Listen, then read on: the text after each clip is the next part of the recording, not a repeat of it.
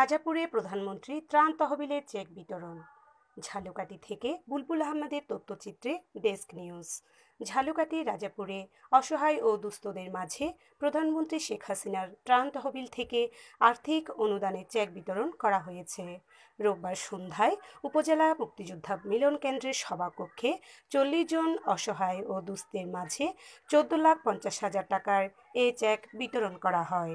উপজেলা আওয়ামী লীগের সভাপতি বীর মুক্তিযোদ্ধা অ্যাডভোকেট এস.এম. খায়রুল আলম সরফরাজের সভাপতিত্বে অনুষ্ঠানে প্রধান অতিথি হিসেবে উপস্থিত ছিলেন আওয়ামী লীগের কেন্দ্রীয় উপকমিটির মুক্তিযোদ্ধা বিষয়ক সদস্য ও কর্ণফুলী গ্যাস ডিস্ট্রিবিউশনের পরিচালক মোহাম্মদ মনিরুজ্জামান মনির।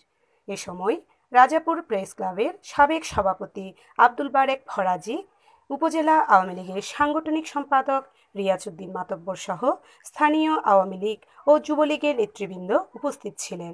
Urmi Chowdhury, BMF television.